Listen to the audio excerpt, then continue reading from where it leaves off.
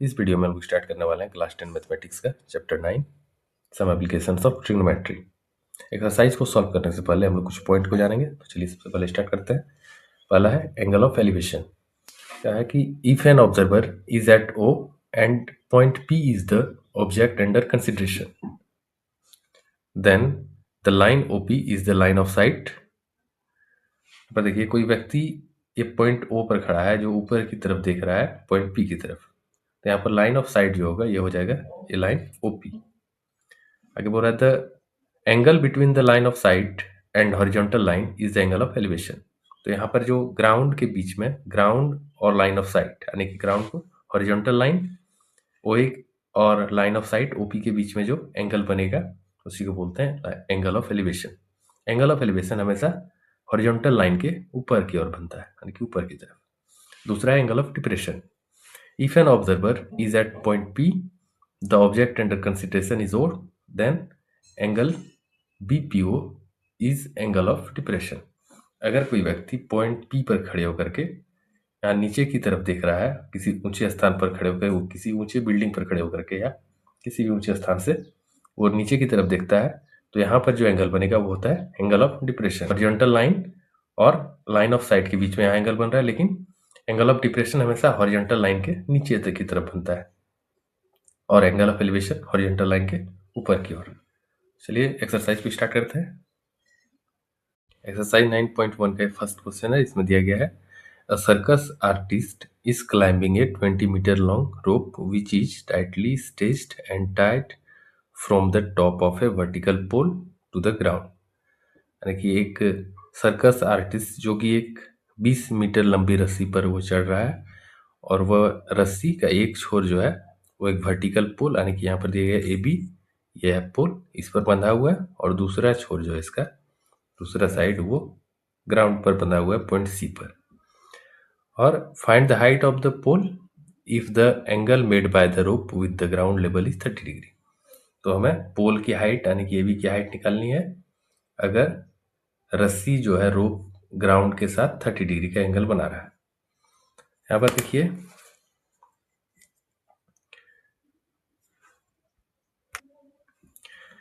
यहाँ पर एक ट्रायंगल है एबीसी जिसमें कि हमारा हाइपोटेनस 20 मीटर दिया गया है और हमें निकालना है परपेंडिकुलर ए बी यानी कि हाइट ऑफ द पोल यही है ए बी, परपेंडिकुलर निकालना है। तो हम लोग सबसे पहले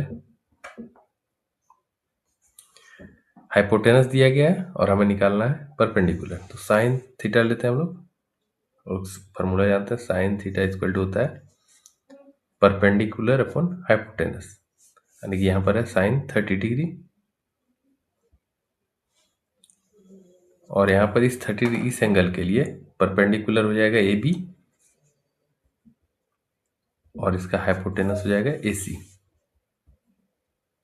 साइन 30 डिग्री का वैल्यू होता है 1/2 और ए बी और ए सी का वैल्यू 20 मीटर दिया गया तो 20 लिखा और इसको क्रॉस मल्टीप्लाई करते हैं हम लोग, तो 2 इंटू ए बी 2ab हो जाएगा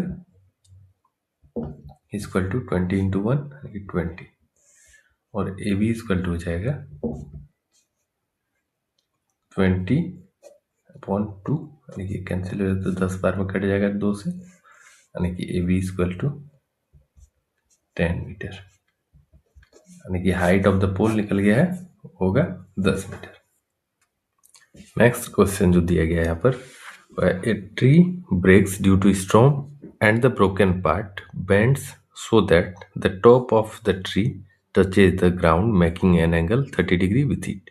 यानी कि एक पेड़ जो कि आंधी के कारण टूट जाता है और जो उसका टूटा हुआ हिस्सा है ग्राउंड पर गिरता है तो वो 30 डिग्री का एंगल बनाता है ग्राउंड के साथ। यानी कि ये मान लीजिए ऐसी एक पेड़ है जो कि पॉइंट बी पर टूट जाता है और ये टूट के इसका टूटा हुआ हिस्सा पॉइंट डी पर गिरता है और यहाँ पर एक एंगल बनाता है 30 डिग्री का। The distance between the foot of the tree to the point where the top touches the ground is 8 metre. यानी कि पेड़ का फुट और जो इसका ब्रांच टूट के गिरा है उन दोनों के बीच में डिस्टेंस है 8 मीटर।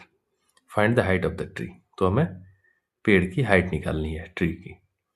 तो सबसे पहले हम लोग यहाँ पर मान लेते हैं इसमें फिगर दिया हुआ नहीं रहेगा, हमें खुद ही बनाना है फिगर को। तो क्वेश्चन को पढ़ के सबसे पहले फिगर हमें बनाना है और लिखना है। मान लेते हैं A C be the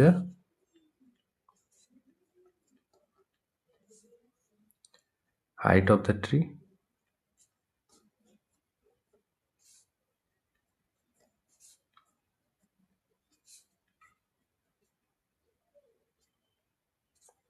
and AB is the broken part।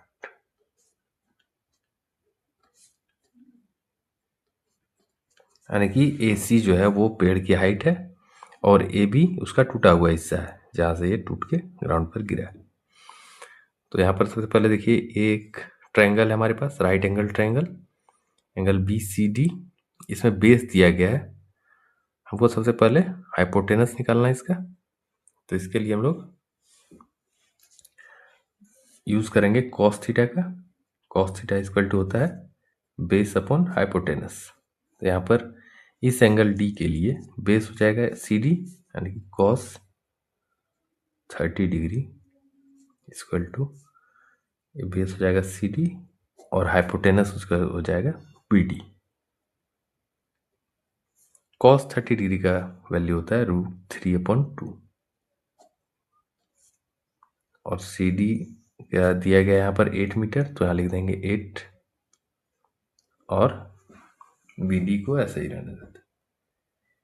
अब यहाँ पर क्रॉस मल्टीप्लाई करते हैं हम लोग, यानी कि हो जाएगा √3 BD इक्वल टू 16, यानी कि BD इक्वल टू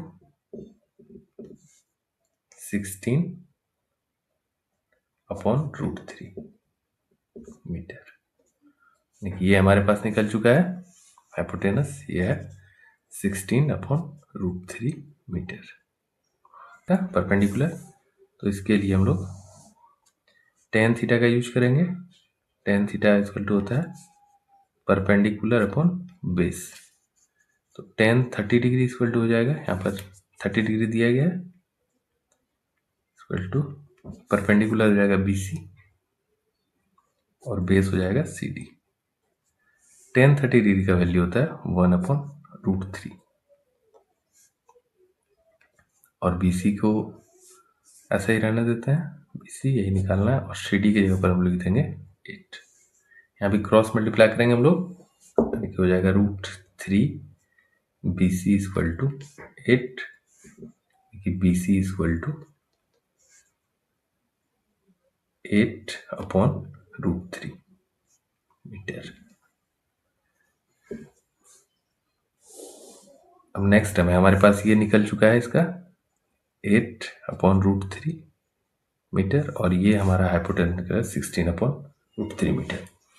अब यहाँ पर देखिए कि ये जो इस ट्रायंगल का हाइपोटेनस है इस पेड़ का टूटा हुआ हिस्सा है, यानी कि जितना यहाँ से A से B की दूरी होगी, डिस्टेंस होगा, उतना ही B से D का होगा, क्योंकि पेड़ यहाँ से ऊपर से टूट के नीचे गिरा है। तो जितना ऊपर टूटा होगा उतना ही इधर नीचे गिरा होगा। तो हम लोग जानते हैं कि AB इक्वल टू BD। तो अगर AB इक्वल टू BD है तो BD का वैल्यू निकालें हम लोग यहाँ पर 16/√3, यानी कि AB का वैल्यू भी वही हो जाएगा 16/√3 मीटर। तो हाइट ऑफ द ट्री हो जाएगा AC equal to BC plus AB, यानी कि AC ये पेड़ का पूरा हाइट है, इसको निकालना है तो BC प्लस AB यहाँ से आता है इक्वल टू BC हमारा निकल गया है 8/√3 प्लस AB हमारा है 16/√3। तो देखिए √3 दोनों जगह कॉमन है, तो यहाँ पर हो जाएगा √3 कॉमन और 8 और 16 24। यहाँ पर नीचे √3 है तो इसको रैशनलाइज करना है हमें, यानी कि ऊपर में भी √3 से और नीचे भी √3 से मल्टीप्लाई करेंगे, हो जाएगा 24√3 अपॉन √3 इंटू √3 3 होता है, यानी इसको काट देंगे 8 बार में 24, यानी कि पेड़ की हाइट हमारा निकल गया है 8√3 मीटर, कि height of the tree is 8 root 3।